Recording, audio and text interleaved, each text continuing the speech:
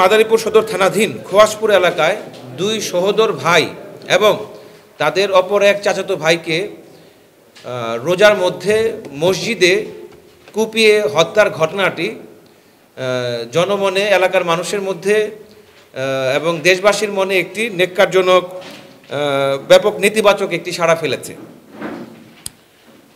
RAB ৮ CPC 3 Madaripur এবং RAB ৪ সদর company ঢাকার সম্মিলিত একটি অভিযানে অদ্য ১২ মার্চ ২০২৫ তারিখ রাত্রি ২টা ৪০ ঢাকা জেলার আশুলিয়া থানাধীন চিত্রা সাহিল এলাকায় অভিযান পরিচালনা করে কাঁঠালতলা কেন্দ্রীয় জামে মসজিদ এলাকা হতে বহুল আলোচিত যমুনা ইলেকট্রনিক্স ঈদে ডাবল খুশি অফার সিজন 3, যে কোনো পণ্য কিনলেই পাচ্ছেন নিশ্চিত ঈদ উপহার। চাঞ্চল্যকর এই মামলার ১ নম্বর আসামি মোহাম্মদ হোসেন সর্দারকে আটক করতে সক্ষম হয়েছে। এছাড়াও র্যাব ৮-এর আরেকটি আভিযানিক দল CPC 3 মাদারীপুর থেকে একই মামলার অন্য আরেকজন আসামিকে শরীয়তপুরের পালং থানার আরিগাঁও এলাকা থেকে রাতে প্রায় একই সময়ে ২টার সময় আটক করতে সক্ষম হয়েছে। তো মামলার বিবরণ এবং অন্যান্য সূত্রে জানা যায়, মাদারীপুর সদর থানাধীন খোয়াসপুর ইউনিয়নের কীর্তিনাশা নদী থেকে অবৈধভাবে বালু উত্তোলন এবং ইজারা নিয়ে পূর্ব জোর ধরে গত ৮ মার্চ ২০২৫ তারিখে আনুমানিক 09:30 গ্রেপ্তারকৃত অভিযুক্ত মোহাম্মদ হোসেন সর্দারের নেতৃত্বে এজাহার নামেও ৪৯ জন আসামি এবং অন্যান্য অজ্ঞাতনামা ৮০ থেকে ৯০ জন অভিযুক্ত আসামি তারা যোগ সাজসে বিভিন্ন দেশীয় অস্ত্রপাতি নিয়ে ভিকটিম সাইফুল সর্দার, আতাউর সর্দার তাদের বাড়িতে আক্রমণ করে।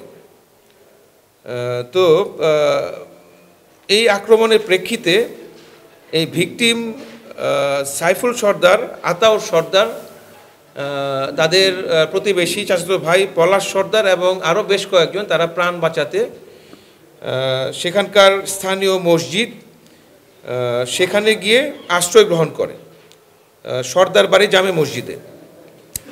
তো অতঃপর এই অভিযুক্ত আসামিরা তারা সেই মসজিদের ভিতরে ঢুকে অতর্কিত কুপিয়ে এই সহোদর দুই ভাই সাইফুল সর্দার এবং আতাউর সর্দারকে সেখানে জখম করে, পাশাপাশি পলাশ সর্দার সহ অলিল সর্দার, তাজেল হাওলাদার সহ আরও বেশ কয়েকজনকে আহত করে মসজিদে ফেলে যায় এবং যাওয়ার সময় এই সাইফুল সর্দার, আতাউর সর্দার সহ আরও কয়েকজনের, আরও 4 জনের 4টি বাড়ি তারা জ্বালিয়ে দিয়ে সেখান থেকে চলে যায়।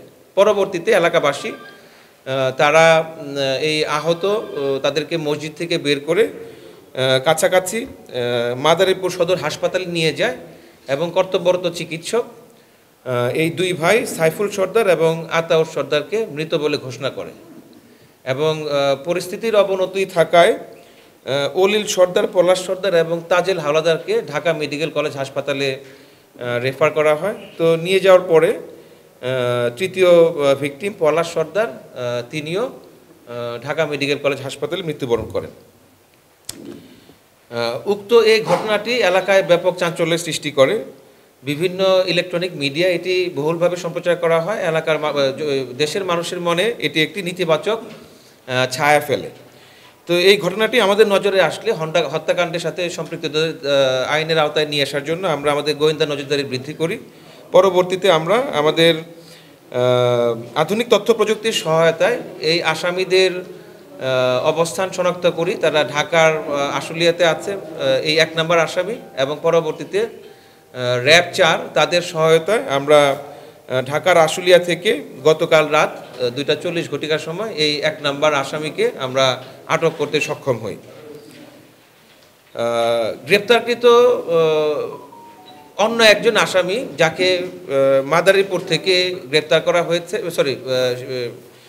শরীয়তপুর থেকে গ্রেপ্তার করা হয়েছে, তাকে অলরেডি মাদারীপুর সদর থানায় হস্তান্তর করা হয়েছে এবং আমাদের গ্রেপ্তারকৃত 1 নম্বর আসামি যাকে আমরা বর্তমানে আমাদের ব্যাটালিয়নে আছে তাকে মাদারীপুর সদর থানায় হস্তান্তরের কার্যক্রম চলমান রয়েছে। তো অনেক লোক জড়িত, মামলা হয়েছে 49 জনের নামে এবং পাশাপাশি আরও 70 থেকে 80 জন অজ্ঞাতনামা আসামি আছে। তো সবাই এলাকা থেকে আত্মগোপনে চলে গিয়েছে। আমরা এখন পর্যন্ত সেই অস্ত্রগুলো উদ্ধার করতে পারিনি, বাট আমাদের প্রচেষ্টা অব্যাহত রয়েছে। এতক্ষণ পর্যন্ত আমরা যেটা জানতে পেরেছি এবং এজার বর্ণনায় আমরা যেটা জানতে পেরেছি যে সেখানকার লোকাল যে বালু বাণিজ্য আছে তারা অবৈধভাবে সেখান থেকে বালু উত্তোলন করে, যতটুকু আমরা জানতে পেরেছি। যে আপনার সরকার কর্তৃক ইজারাকৃত যে বালু মহলগুলো আছে সেখান থেকে বাইরে গিয়ে বা অন্য জায়গা থেকে এই বালুগুলোকে উত্তোলন করা হয়। তো এই ব্যবসার সাথে সম্পৃক্ত থাকার কারণে এবং ইজারা ঘটিত বিষয়ে এই তার অভিযুক্ত আসামি যে আছে উনি বেসিক্যালি ভিকটিমের আপন চাচা। তো এদের মধ্যে এই ঝগড়ার কারণেই এই ধরনের একটা হত্যাকাণ্ড সংঘটিত হয়েছে। আমরা যতটুকু জানি যে তারা উভয়েই বিগত আওয়ামী লীগ সরকারের মতাদর্শী ছিল।